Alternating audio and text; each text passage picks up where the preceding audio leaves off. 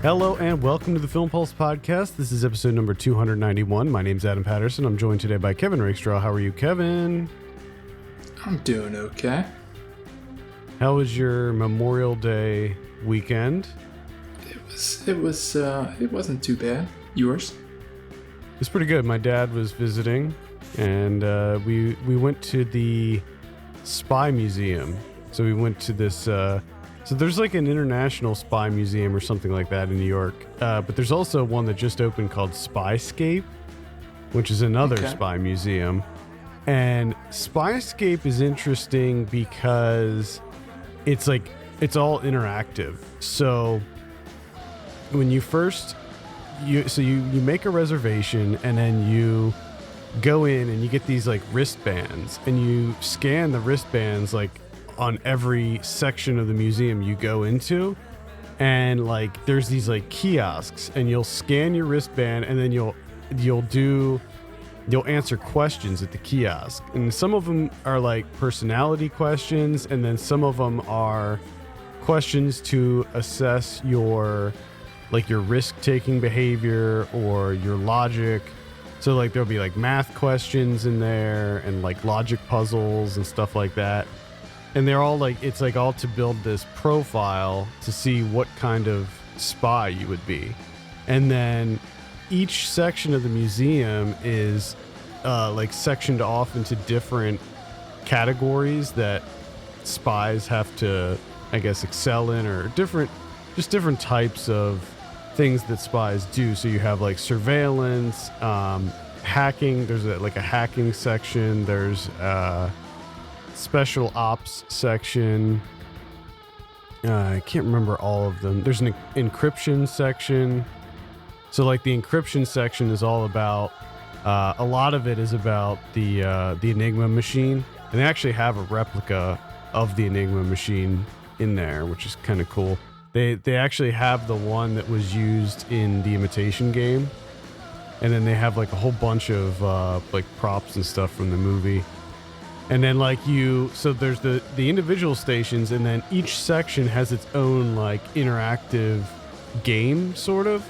So like for the encryption one, there's these like giant tables that have screens on them, and you go up and you scan your bracelet, and then you do this like game where it's like this very simple sort of encryption puzzle thing, and it tells a story as you go, and you find out after you finish the game, if you win, that it's actually a true story that you played through, of this woman who was a spy for the Allies in World War II. So, you know, it's definitely got some edutainment. However, some of them I'm not so sure how educational they are. Like the special ops game, they just put you in a room, and it's a completely black hallway, and there's lasers. There's like green lasers that are from wall to wall. And the object of the game is to get through the hallway without tripping any of the lasers. And you have to hit these buttons that light up on the wall. So it's sort of like, well, what was that movie? The one with Catherine Zeta-Jones. Is it called Entrapment? Was that the name of that movie? I forget, but I know exactly. So yeah. Yeah, I think it was Entrapment, but it was like that, where, you know, there's lasers everywhere. You got to avoid them, and if you trip one of the lasers, it knocks like 5 seconds off your time. So you're on a time limit. You have to hit as many of these things on the wall as you can. It's actually really fun, and really cool, but I'm not sure how educational that was. And then there's this like one giant surveillance room where it's sort of like this domed round room, and there's just tons of video feeds like all over, like at the top near the ceiling, and you have to put on these headphones, and they'll ask you questions, and you have to answer the questions about what you're observing. Like they'll be like, what's the man in camera number 33 doing? And you have to say like reading, and then like it'll go through and it'll test you on how good you are at observing like camera feeds and stuff. But it was really fun. I had a good time. My dad had a good time with it. And I would definitely recommend going if you're in New York. It just opened, so some of the lines were kind of long. The special ops one was ridiculous. It was so long, in fact, that like they ended up giving us all free coffee because we had to wait so long. But the other stuff was not too bad as far as like the wait goes. And you do this whole thing where like they brief you before you go in, and you have to go into this like giant ass elevator. And while you're riding the elevator up, this guy like gives you this briefing on how to do everything. It's really fun. It's pretty cool. So I would recommend that. It's called Spyscape in New York. It's in Midtown. This week on the show, we'll be talking about John Cameron Mitchell's How to Talk to Girls at Parties, along with someone we're watching on the watch list, including my thoughts on Solo, a Star Wars story. We'll be previewing some new releases in theaters, VOD, and Blu-ray as well. Thank you so much for tuning in. I think we're just gonna... actually, you know what? I just have one bit of housekeeping this week. No, Ryan watches a movie. He was having some technical difficulties this week and is unable to record, but we should be back with that next week. God willing. God willing. We'll see. God willing. Let's dive into our review. We're talking about John Cameron Mitchell's How to Talk to Girls at Parties. I have a synopsis here. An alien touring the galaxy breaks away from her group and meets two young inhabitants of the most dangerous place in the universe, the London suburb of Croydon. All right. I think I'll start this one off this week. I was somewhat excited for How to Talk to Girls at Parties. Now, if you remember, this was on my most anticipated list for, I don't remember if it was 2016 or 2017, but it was on my most anticipated list for one of those. I think it might have been 2017. So I was pretty excited about this. It's based on a short story by Neil Gaiman. I love his stuff.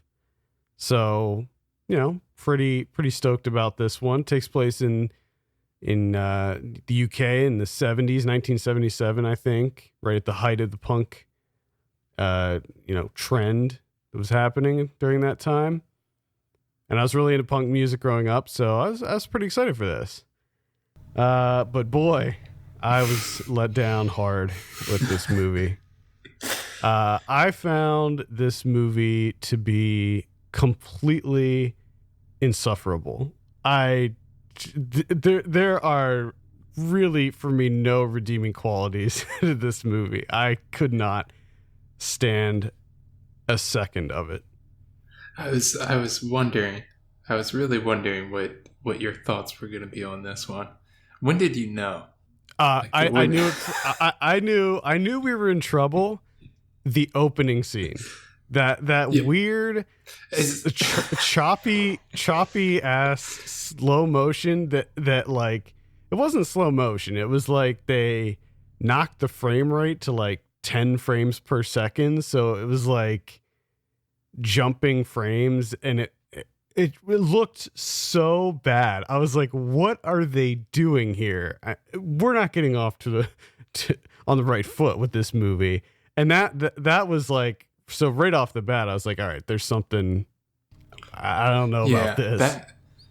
That really does not happen all too often with me. It's extremely rare where, like, for me, it had to be within the first, how long is that sequence? Like a minute, 2 minutes long, if that. Yeah. And I just had this intense reaction to it where I was just like, I hate this. I'm going to hate this. Like, I can't stand any of this. It's awful. It's insufferable. It looks disgusting. Just, it's so ugly. And it's very rare to have such a reaction like that within a short amount of time. Because usually, it takes a while. You're always kind of like hanging on. You're always kind of like actively trying to engage with the movie, and it's very rare to be like right from the outset you just get knocked on your ass like, I'm gonna hate this. Yeah. and to know that you're like, I have almost 2 hours of this, like I only got through 2 minutes, like this is gonna be rough. Yeah, that's exactly how I felt. I was like, oh my God. And then like I was like, okay, maybe we're just getting off on the wrong foot. Maybe it's gonna pull itself together here. We can forgive that really bad intro. Let's just hope that the plot is good, the narrative's good. Let's see how this goes. Well, maybe these will be really likable characters, but no. It to me, this is like a failure on pretty much every level. Like you said, it's an ugly movie. It does not look good in any way, from the lighting, the cinematography, the costumes. Everything is so poorly done that I couldn't believe that this was like a professional movie with these pretty high profile actors. Like, I couldn't believe it, really. Like, as I was watching this, it didn't make any sense to me how that this was like an actual, like, professional film. And not only do you have the choppy frame rate, whatever the fuck thing going on in the opening sequence, but he does that like 3 or 4 or 5, maybe even 5 more times throughout. Yeah, they keep coming back to it for some reason. I don't know what that was all about. That was just absolutely horrible choice to do that. And you have like these characters. So as I said in the synopsis, it sounds like kind of a wild story, right? It's these aliens that come to Earth, and one of them, played by Elle Fanning, falls in love with this punk rock kid. Who are any of us to believe that this kid is like an actual punk rock kid, or any of his friends? They all just seem like such posers in this movie. Like, none of them seem real. Then Nicole Kidman too. Like, what is happening with her in this movie? Everything felt so fake and forced, and I just was not believing any of it. And like, so like Elle Fanning plays this alien. She falls for this guy, and she wants to learn the ways of punk rock, and wants to learn how humans work and stuff. And then there's like all the other aliens are trying to get her to come back so they can apparently get eaten by their parents for some reason. And they wear these like latex suits that I think is supposed to be sort of avant-garde or provocative in some way, but it just looks bad. And I also want to know, where do they come from? Like, do they bring those suits with them when they land on Earth? Or do they land on Earth and then immediately make these latex suits? That's a good question, because I took it as, I don't know where they got the suits, but I'm pretty sure that like the bodies that they were in were not actually their bodies. So it's a good question. Did they make the suits to fit the bodies of the vessels that they're inhabiting, or what? What's going on with that? Who knows? But yeah, you're 100% right, where everything just seems really fake and just really forced. Like, it's such a bizarre production to watch. It feels like, instead of like, they attempted, like, you go into it thinking that this is going to be a real movie, like a real science fiction movie with aliens and stuff, and there's going to be something to it. But it comes off more like it kind of comes off like LARPing. Like, these are just people, like, not like full on professionals, where, and you're just like, it was so oversold, but you're just kind of like, almost throughout the entirety of it, I wasn't so much so like pissed off or upset that it was so bad. It's just more so that I was just baffled and just really confused as to how it existed. And was this some sort of bizarre joke? Like, this played in theaters? Like, this got a wide release? Or no? It came out this Friday in limited release, I believe. And like, this played at like festivals? Like, this actually screened at festivals? Yeah, it did. And John Cameron Mitchell is actually someone? He is. Yeah. I, I mean, to be honest, I'm not a big fan of his. I've only seen, I think, maybe one of his other movies. I've only seen Short Bus. I did not see Rabbit Hole or Hedwig and the Angry Inch. I'm sure that the book is good, and I'd like to read the short story that this is based on. I'm sure that it's probably quite good. You know, going into it, I was thinking, oh, this is going to be like Earth Girls Are Easy, but with a 70s punk aesthetic. And I'm like, I'm kind of digging that. You know, you have this fish out of water thing with this weird alien group that's trying to learn humans and learn how they work, and the two of them form a relationship and they learn how to, you know, love each other. And it sounds like it could be a fun time, but it's just not, because they just don't really do anything with it. And also, it's really, it feels extremely familiar too, in the sense that a lot of it is just the old, you know, she's an alien, so she doesn't really understand how humans work, but she understands enough of the English language and is able to, you know, piece together these sentences that makes it sound like she knows what's going on. So it makes her just come off as this really bizarre person that you kind of believe that she's a human being, but she's really not. And oh man, it makes for some humorous errors, but it's so fucking tiresome. Yeah, it is. And it's just all so bad. It looks so ugly with those weird ass, that frame rate shit. And then when he's not doing that, you have, you know, like someone exiting a doorway and walking down a hallway, and it's like, yeah, let's put the camera at like a 45-degree tilt just for this shot. And it's just, it's so off-putting in so many ways. Yeah. The music's not even good either. Like, I was expecting, you know, this has sort of a punk theme. I was like, oh man, they're going to bring in a lot of classic punk tracks. But they don't even, like, the music's not even that good in this. So it's like, it's just got nothing going for it. There's not a whole lot of punk in it. Seems like it has more of the you know, the new, you know, like the craft work or whatever going on. Whatever they're listening to, the aliens. I don't know what the hell they got going on with their avant-garde electronica shit. Which and the design of them is just so bizarre to me, where they're like, what was it, like 6 different races of aliens, and one of them's like, they're Cirque du Soleil guys. It's like, what? That's all they do? It's just, they do like human pyramids and tumble. Like, why would they do that? But like, what purpose does that serve in your society?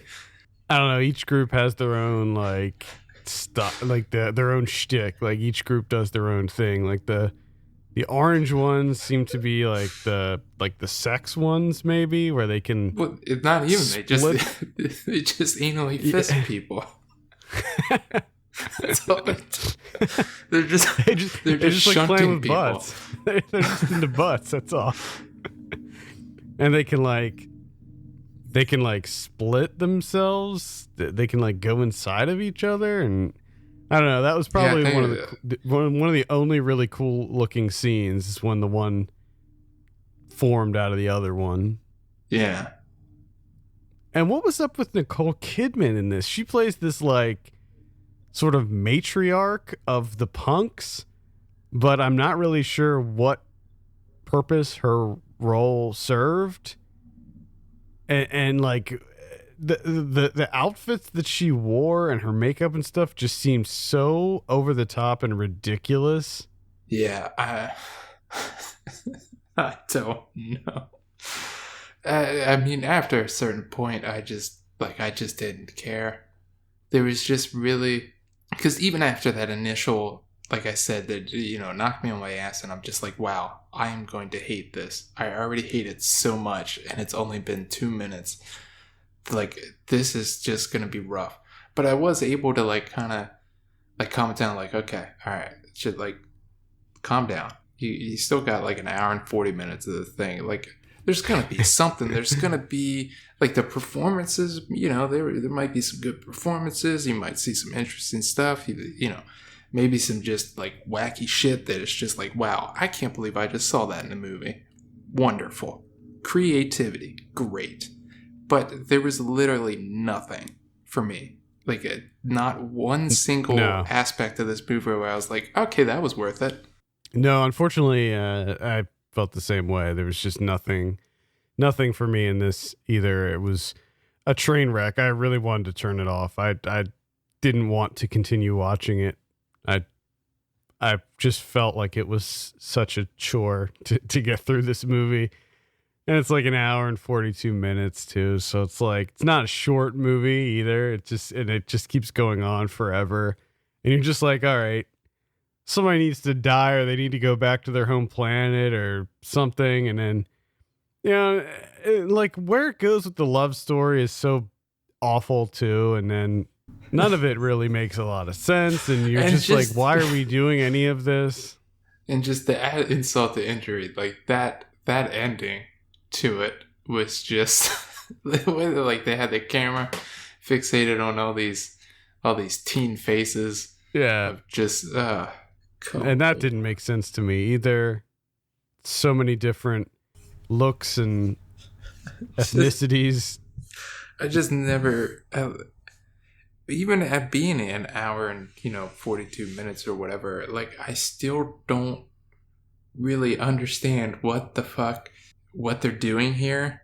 Like, what was the purpose of the tour? Like, I never understand how you have aliens where they're like, the aliens are here to gather information, and then they either just kill everyone or they kill themselves, where it's like, why do they need the information then if you're just going to eat yourselves?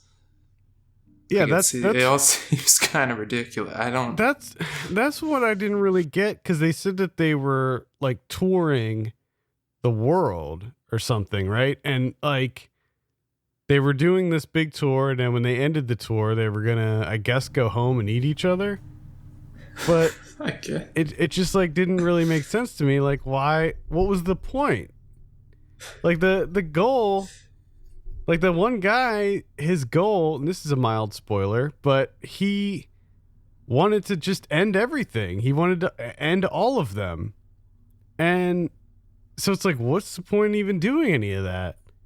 Why do this elaborate tour of the world when you're just going to eat each other? Yeah, What a shit show. I did not care about anything. I just didn't care about a single fucking thing that happened. Yeah, this will probably go down as biggest disappointment of the year for me, for sure. I don't understand how this happened. Nor do I. Any final thoughts on How to Talk to Girls at Parties? How did it happen? How did they secure funding? How did they get people to sign on for it? I have just, at every juncture of this movie, I want to know why and how. From pre-production the whole way to post-production. I just need a why and how to every single decision that was made. I think on paper, this movie probably seemed like a good idea. Like these actors probably read the short story and they were probably like, oh, it seems kind of fun and clever and a neat idea and a good story, a good love story. But execution wise, I don't know, man. I would really like to read the original story. I just also love because I didn't read the synopsis until you read it at the beginning. That was the first time I heard it. And I just love the ending piece of the most dangerous place in the universe, the London suburb of Croydon, which the way they show Croydon in this movie is I mean, just incredibly sanitized. Yeah. Like it's your grandparents' idea of punk in the 70s. Like everything's nice and clean. They're so well behaved for punks too. Like, yeah, no one's really out of control or rambunctious, or just like they're pretty well behaved. They seem pretty organized. They're punctual. It didn't feel punk in any way, shape, or form. no, it definitely didn't. Definitely did not. All right, let's give this thing a score. What are you gonna give it out of 10? Like a 0.5. 0.5. Like, honestly, Oh, I don't. well, it gets a 1 from me.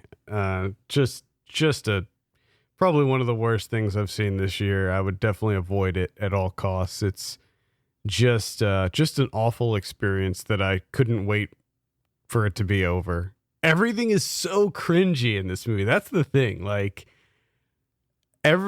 almost every scene, I was rolling my eyes and just like, oh my God, it's getting worse. It's getting so much worse. And like the musical number when she suddenly is fronting a punk band, and Yeah. oh God, oh man, that's so brutal. There was a lot of secondhand embarrassment being had with that one. I muted it. It is Couldn't just do it. unbelievable. All right, that's How to Talk to Girls at Parties. That's playing in limited release right now. Again, definitely not worth a look on this one. That is a misfire from John Cameron Mitchell. Every piston misfiring on that one. Yeah. All right, let's move on and talk about what we've been watching on the watch list. Kevin, you can start it off this week. Okay.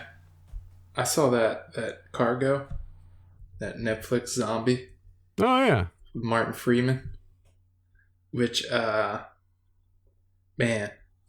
at the beginning of this, just some really, really stupid decisions, just which made it really difficult to get into.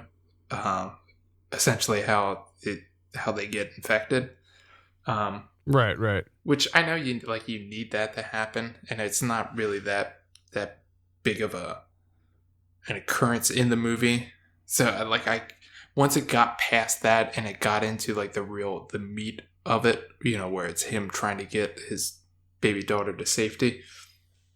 So I was able to kind of be somewhat forgiving of it, but just to have, for it to be, it seemed unnecessary to have it be the wife's fault for something really, really superficial. Well, but I don't think it was the wife's fault, because he was the one who says it's clear. He told her that there was no danger and it was clear, so she went to get more stuff. So okay, I think that's right. That's really, true. That's really true. was. But it did his seem fault. like it just seemed for her to go back for that. Yeah, it was. It was kind of. She was trying to do something nice for him. And then, I mean, he made it much, much worse with his decision making from that point forward. Was even worse because, man, he's an idiot. Yeah, well, most definitely.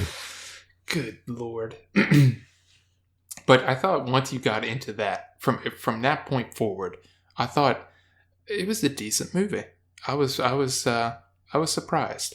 Yeah, me too. At how much I actually enjoyed this. I mean, it felt a little bit predictable in a lot of ways, and there was not kind of like the movie that we just discussed, kind of the same thing where it kept doing this like slow-mo, where it kept like slowing stuff down, I guess for like added emphasis, like to get you in your feels, to hit your emotions, and it always looked awful. I don't know why people keep trying to do this. Yeah. Like, stop messing around with the frame rates and your slow-mos it's not working. It's not working for you, bud. It looks so bad. It looks like a, I don't know why, but it reminds me of like a TV movie for some reason. I just Sometimes immediately it does, think yeah. TV movie. I enjoyed Cargo. I liked the ending a lot. I thought that the ending was actually pretty powerful. Yeah. And it's just, Martin Freeman's character is just, he's not the brightest. He's really slow. Like when he gets help, when he helps out that guy with the truck, and then when he gets back to the, like, it took him entirely too long to figure out what was going on there. And I don't even think he really figured it out. I think more so he had to be told Well, what was happening also, there. I think part of it was, yes, I think that he is oblivious to what was going on around him, but I also think that part of him, he didn't really care. Like his sole focus was getting the baby to safety, and he really didn't care about anybody else or what, kind of situation they were in too. So I think that he sort of put the blinders on to a lot of what was going on around him, but also he's sort of an idiot. Yeah. All right, so that's Cargo on Netflix. Sounds like a light recommend from you then? It's a light recommend. Yeah. Yeah. I would recommend checking it out too. I know that most people are sort of done with the whole zombie thing, but I thought that this one was... It was just different enough. Yeah. That's what I wanted to say. It was just different enough to warrant a look. We'll be coming back to the zombie theme later in a few minutes. So I saw Solo, a Star Wars story. This one I thought was okay. I wasn't really blown away by it. I didn't really have high expectations going into it. Now, I would call myself a casual fan of Star Wars. I used to really be into Star Wars when I was younger, but sort of just got out of it as I got older. I still go see all the movies. I like the lore. I like a lot of the characters. But I don't know. I was somewhat excited for this one, mostly due to the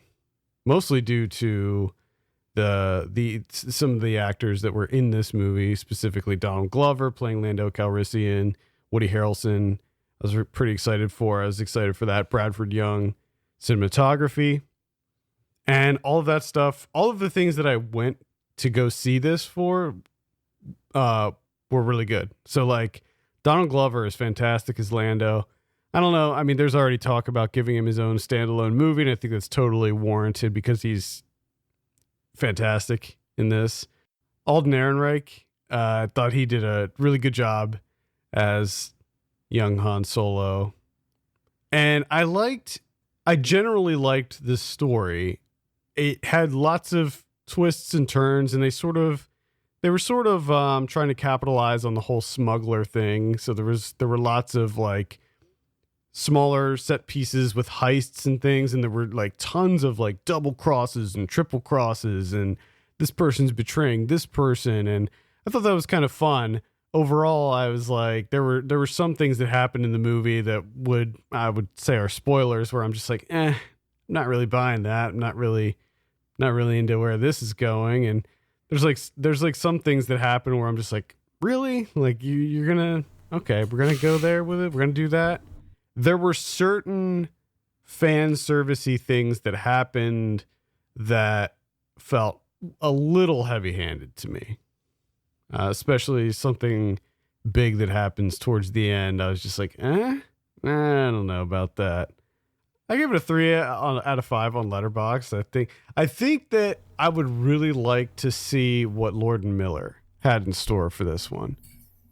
Ron Howard took over, and I really wanted to. I would really like to see what their plan was, because I think it would be a lot better. I really do. Yeah, and I mean, I don't want to like rag on Ron Howard here or anything, but if you're thinking of, okay, Ron Howard's going to direct one of these Star Wars stories, he's going to direct a character and make a film standalone of one character, to me, Han Solo is like the furthest character away that I would be comfortable with Ron Howard directing.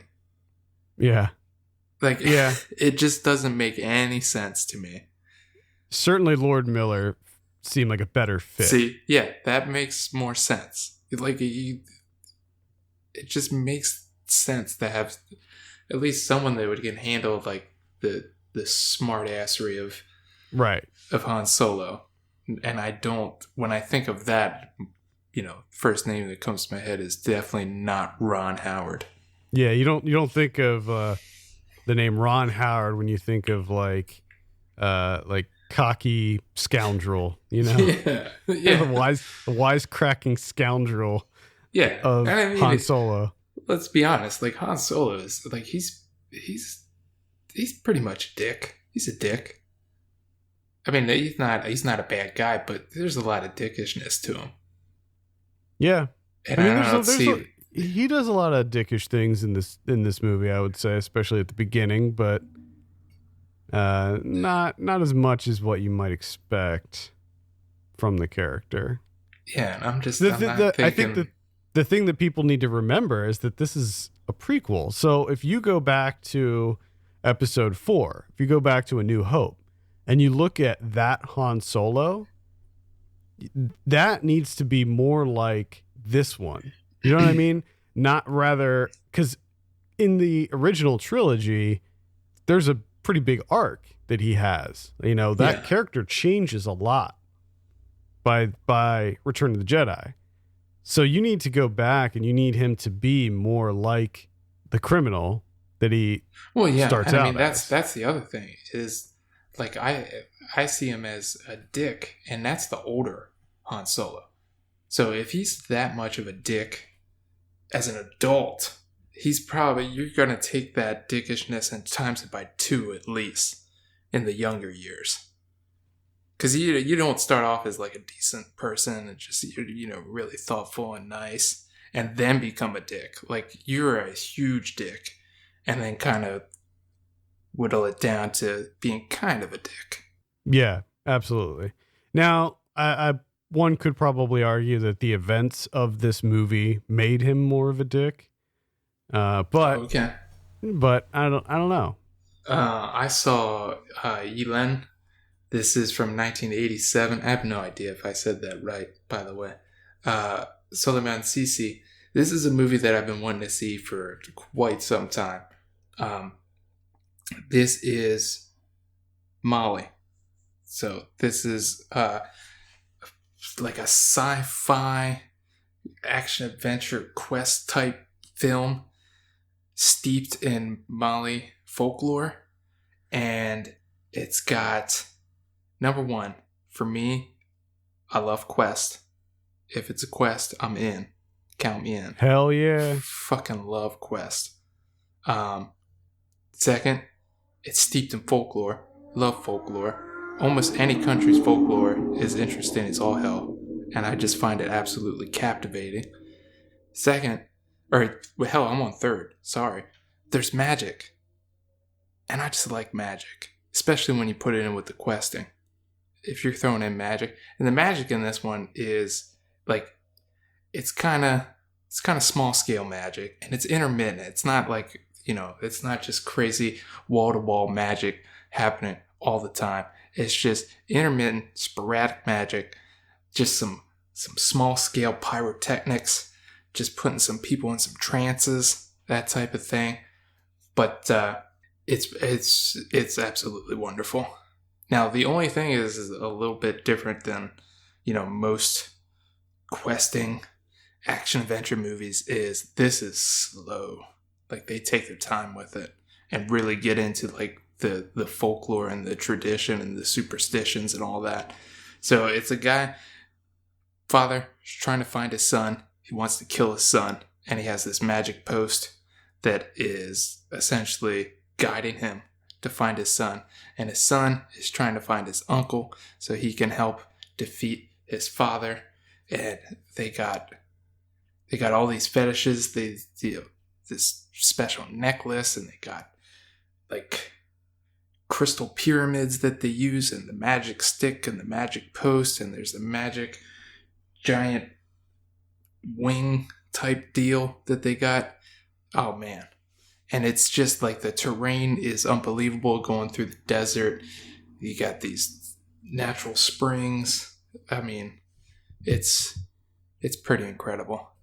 And this is, you can actually see this two different places. It's on Mubi, going by the American or the English title of Brightness. And then it got added to Filmstruck along with I think 7 or 8 other African movies, which is pretty fantastic. Cool. So I highly recommend this. If you're into questing with some magic, come on now. Yeah, I might have to give this a look. It's called Yeelen. Yes. Man, I had a pretty rough week of watching here. So I saw Sequence Break. This is a Shudder exclusive. Came out this weekend. It's directed by Graham Skipper. It's this sort of surreal sci-fi horror movie it's very Cronenberg-esque. So you have sort of these hideous, gross, living machine type things. Lots of like pulsating innuendo that's happening. Lots of slime, and basically it's about this dude who works as a technician at an arcade machine repair shop, and they get this machine in that sort of haunted arcade machine that hypnotizes you and sort of makes you want to play it, and then it sort of sucks you into its world. It's like this portal into like another world, another reality. Mm-hmm. And it's a kind of an interesting concept. It's definitely Cronenberg mixed with maybe like Tetsuo the Iron Man. It's not great. The one thing that I will give it credit for is that there's some really cool like practical effects in it. Really interesting, weird, gross stuff happens in this movie. However, the characters are very unlikable, and again, this is another situation where everything feels like forced. Like I'm not there's this love story that they sort of shoehorn in, and it's like I'm not believing any of this for 1 second. Like, why is she acting this way to him? Like, I feel like she has some sort of ulterior motive here, but I'm not sure what it is. I don't trust her. She's acting like she's this like big nerd. She's like dropping like Back to the Future references and stuff, but it all feels very forced and not quite right. And so that like instantly brought me out of it. And just the story itself is just really kind of bare bones, and it doesn't really go anywhere that interesting. So can't recommend Sequence Break. But if you do want to check it out, it's on Shudder if you have a subscription. That's all I have for movies. I started watching the Sinner. That show. Watching The Sinner, which I did not know was what's his name? Antonio Campos. Oh yeah. I didn't know he made that show. Which not too bad. Actually kind of got hooked in it, but I don't know if it's because it's actually a good show, or if it's just my tendency to get hooked on any type of mystery, where I'm just, regardless of quality, I have to know what happened. So I'm like, well, I got to watch every single episode now to find out what happened, instead of just reading like a Wikipedia article on it. That's how I am too. I gotta see it through. Like I'm watching that Killing Eve show on BBC America. Is that good? Yeah, it's pretty good. Because I was a big fan of Fleabag. Yeah, it's good. It's definitely, it's not what I expected. There's this there's this like layer of dark humor to it that I wasn't quite anticipating that really works in its favor. I saw Death Wish. This is the new Death Wish. I thought you saw the new Death Wish. No, I didn't see the new one. No, not the new one. Yeah, if you remember a few months back before the new one came out, I did watch the entire Death Wish series because I had never seen any of the Death Wish movies, but now I saw all of them, including the new one, directed by Eli Roth. This is the one with Bruce Willis. Not good. Just pretty boring for the most part. One thing that I will mention.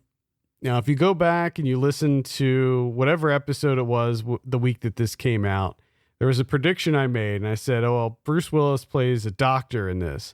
In the original, Charles Bronson played an architect, but in this one, he plays a doctor, and my prediction was that at some point, he's going to be torturing or confronting a bad guy, and he's going to say something like, I just cut this artery. You have this amount of time to live before you tell me what I need to know.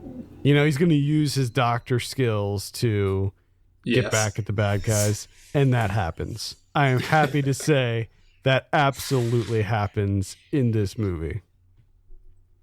I was 100% right in my prediction. That is not a good thing, actually, for the movie's sake.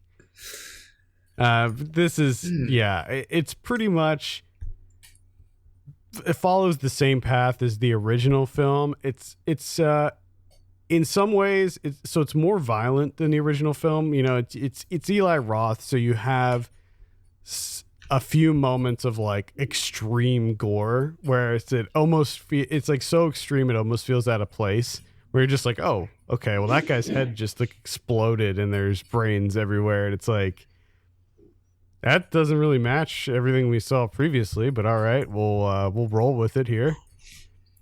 So in that regard, it's more extreme than the original. However, they dialed back the whole home invasion that sort of kicked off the whole thing when his wife gets murdered and his daughter ends up in a coma.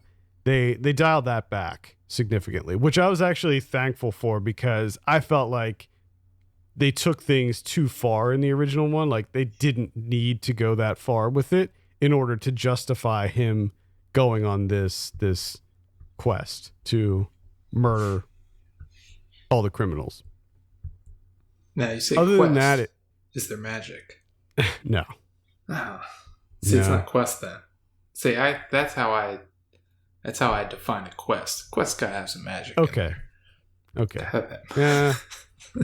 No, Bruce Willis is not. I think the movie would be a lot better if Bruce Willis did have some sort of magical power. Would this movie be better with magic? But then again, what movie would not be better with magic? That's true. Every movie would be better with magic. Let's be real. That's true. That is true. This was just average. I wish there was more magic in movies. Yeah, I'm kind of surprised you watched this. I mean, I guess you kind of had to after you watched all the Death Wishes. It seemed like... Yeah, I mean, I don't know. I just wanted to give it a look, you know? Why not? Because you're so close to being a completionist, you know, where you spent all that time watching all the other ones, and then there's just one more there for you. You're like, well, I might as well become a completionist and just watch this new one. Yes. I am a bit of a completionist when it comes to any movie series. I'm definitely a completionist when it comes to that. One thing that bothered me about this movie, you see it in the trailer, but you don't see how often it occurs. They will frequently cut to Sirius XM like radio DJs. So you have like Sway. It'll just be chiming in like, this guy, he's running around killing people.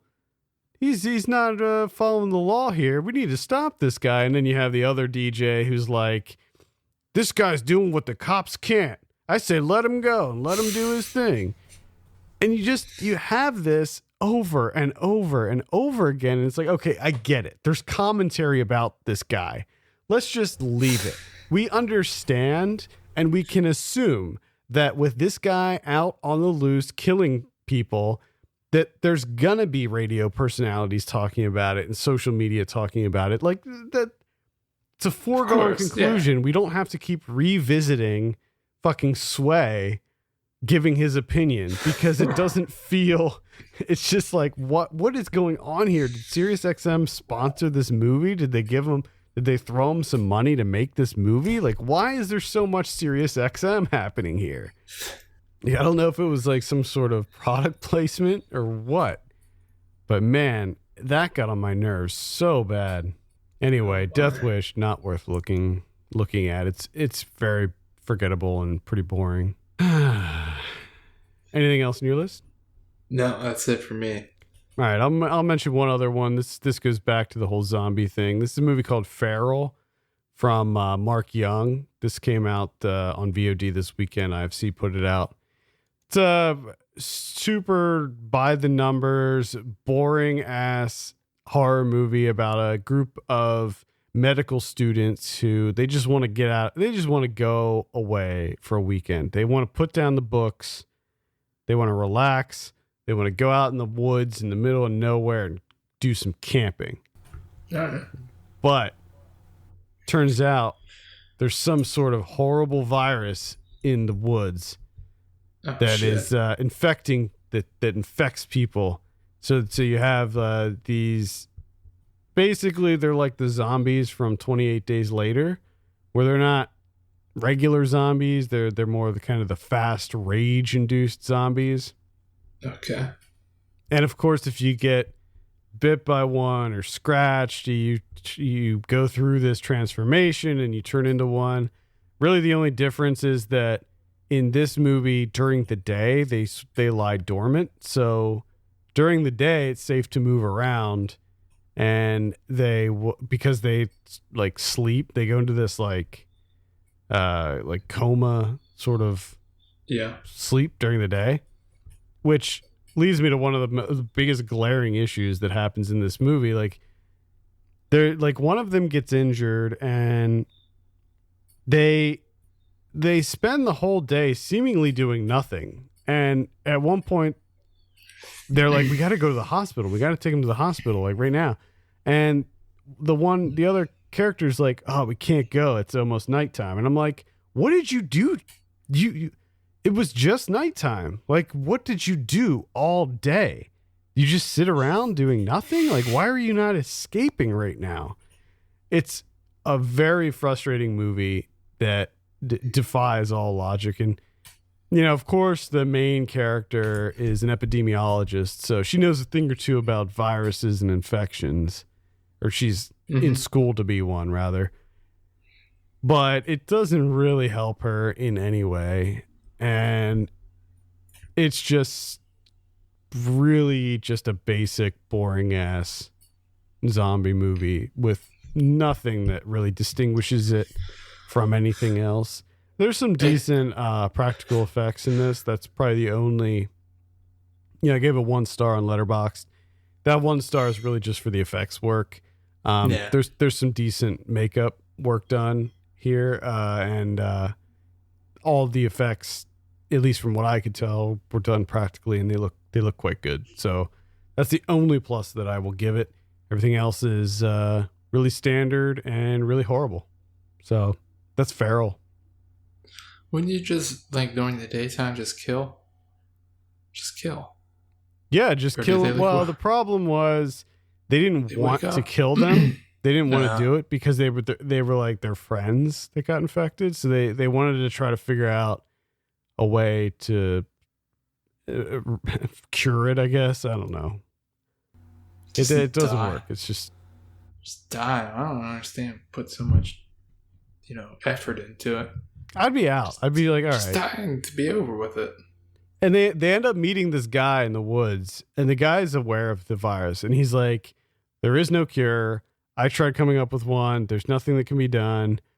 You got to kill him. That's the only way. Like, they don't get better. My son turned. I had him chained up in my house for like months or whatever, and they don't get better. There's nothing that can be done. And he says, like, flat out, like, they die first. then they come back. So it's like, well, there's not going to be a cure because they're already dead. Like they die and then come back. So, I mean, presumably if you cure the virus, the body will just die anyway. Yeah.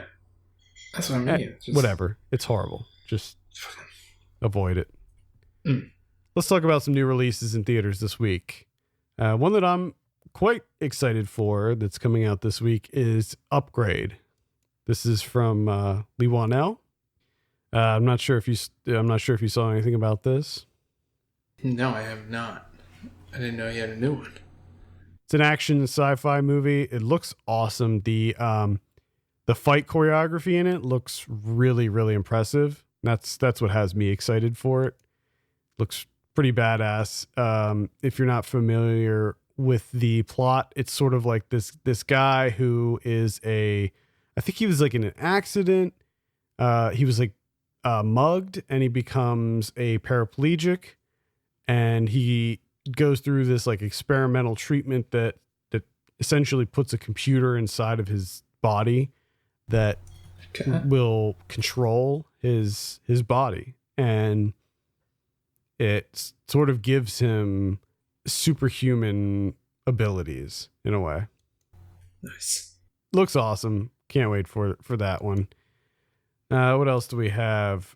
We have Adrift. This is the love story with Shailene Woodley, based on a true story, I believe. And I think it's based on a book as well. Yeah, it looks like what? Out in the ocean? They're adrift in the ocean? Yeah. Yeah, they get like stuck out in the ocean. And then probably one of them's like, I can't do it. And then the other one like puts their forehead against the other person's forehead. And they're like, it's going to be okay. We're going to get through this. I want to know how many times they do that move. The whole forehead to forehead. I don't know, but I know what happens. Like I know the true story, so I know the twist. And oh shit, there's a twist to it. I'm thinking just from the trailer that I saw, I'm thinking that there is a twist, and I do know what it is. Anyway, the twist is they don't do the forehead to forehead move. They don't do the forehead to forehead. That's a trick.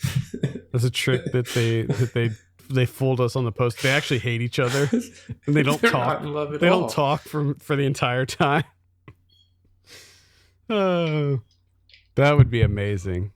You're stuck out on a boat with somebody you just despise. Oh, that would be awful. If that was the case, I might go see that movie. We also have Action Point. This is the Johnny Knoxville comedy. It's kind of an interesting concept. You know, you're blending an actual movie with real stunts. So it's a movie with actors and a plot and a script and everything, but then you're meshing that in with the Jackass style stunts. Yeah. Kind of interesting. Yeah, that could be interesting.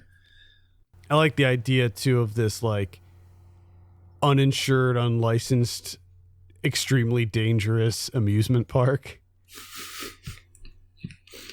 So could be fun. We also have American Animals. This is the new one from Bart Layton. He's the director of The Imposter, which was a fantastic documentary. I love The Imposter. Yeah. This one, I caught this at Sundance. It's decent. This is another one that does a lot, something actually quite interesting, where he combines the documentary style with the actual movie. So you have these sort of interludes with the real people that this movie is based on in the movie. So it's hard to describe, but like there'll be a scene that's happening with the actors, you know, having a conversation, and it'll sort of like cut away, or the camera will turn and the real person will be sitting there, and they'll like give some sort of commentary or clarify something. So it's really interesting how he sort of put this together. I mean, this is, I think his goal was to make this is more of a reenactment than a fictionalized account of something real that happened, if that makes sense. Okay. Yeah. Very, very interesting ideas here. I didn't love the movie, but I think it starts off really great. It sort of lost me by the end, but it does go to some really interesting places. So I might recommend checking it out. American Animals. All right, what else we got here? Breathe. We got A Kid Like Jake. With Jim Parsons. I think it's a dramedy, maybe, about a kid who I think might be trans. We got All Summer's End. This is another romantic comedy with Ty Sheridan. This one doesn't look great. Oh, it's about that summer love. Yeah. Doesn't look great to me. Got The Texture of Falling. That doesn't make any fucking sense. The Texture of Falling. Part psychological drama, part sexual thriller. It's a film that transcends genre and defies classification. Holy shit. Get ready to have your fucking mind blown, Kevin. Oh, damn. I mean, you hit me with that title and I thought, okay, this is just pretentious shit. But this sounds like it's a fucking game changer. Turn its cinema on its head. Yes. We also have Social Animals. So you got 2 Animals movies coming out same week. You can double bill American Animals and Social Animals. Yeah, there you go. Then we got The Last Witness and Hooked also coming out. Let's see what we got on VOD this week. We got The Last Witness, Director's Cut, and On the Map. Those come out Tuesday.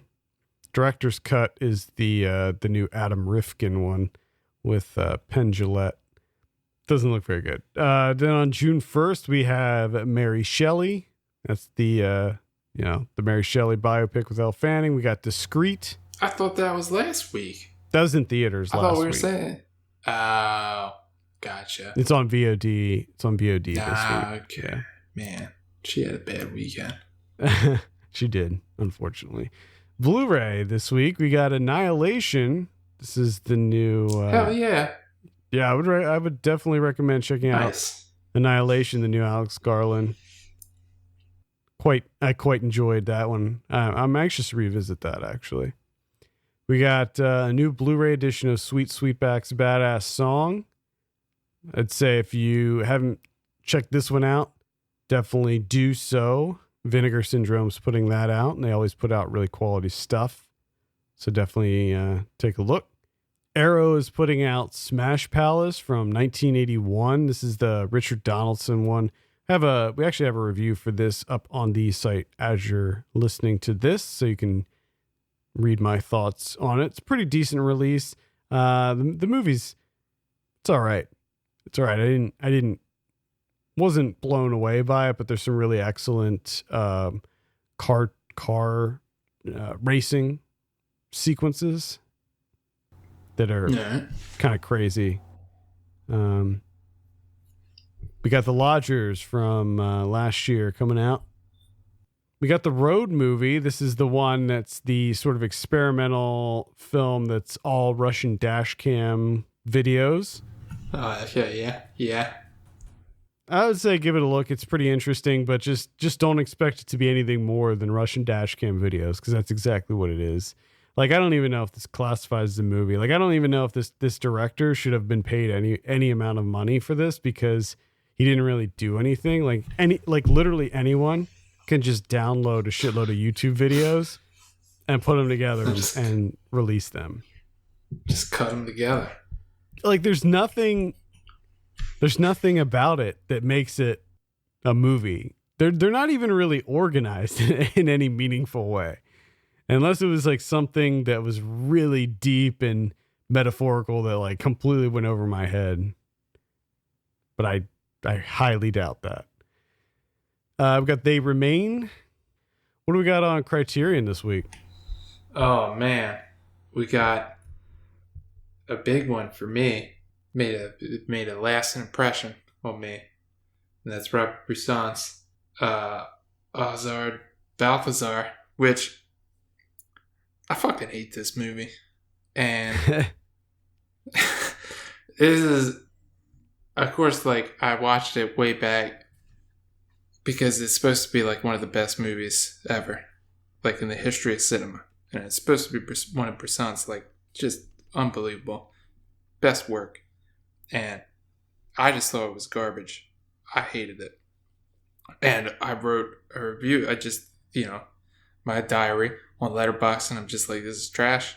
I don't like this. This is garbage. And like, people still comment on it. Like, that was like 4 years ago or something. And I just don't fucking care. Like, I don't fucking care about this movie. And I'm never going to watch it again. Stop trying to engage me. Like, it's not good. But you might like it. Check it out. I don't know. A lot of people love it. I don't get it. I don't know. I don't see what everyone else is seeing. So that's coming out. It's getting a re-release. And then you also have Midnight Cowboy. It's coming out with Dustin Hoffman and Jon Voight. Big fan. I don't think I've ever seen this. I think I've seen I watched it. Bits. Yeah, I watched it for the first time maybe a couple years ago. Or maybe it was like a year ago. I don't know. But it was fairly recent that I saw that for the first time. And I really enjoyed it. I mean, I do have to point out that it has a shit ton of special features on there. The video essay, commentary, photo gallery with commentary, short film made on location, a documentary, 2 short documentaries, interview with Jon Voight from 1970, Voight's original screen test, an interview from 2000, excerpts from 2002 BAFTA tribute to Schlesinger. I mean, that is a robust list of special features. Yeah, that's packed. Whew. I think that's going to do it for this week. Thank you so much for tuning in. You can send us your questions and topics to feedback@filmpulse.net. You can follow us on Twitter @FilmPulseNet, @FilmPulseKevin. Give you a minute, take a look at our Patreon page, patreon.com/FilmPulse. Consider helping us out by becoming a subscriber. For Kevin Rakestraw, my name is Adam Patterson. We'll see you next week.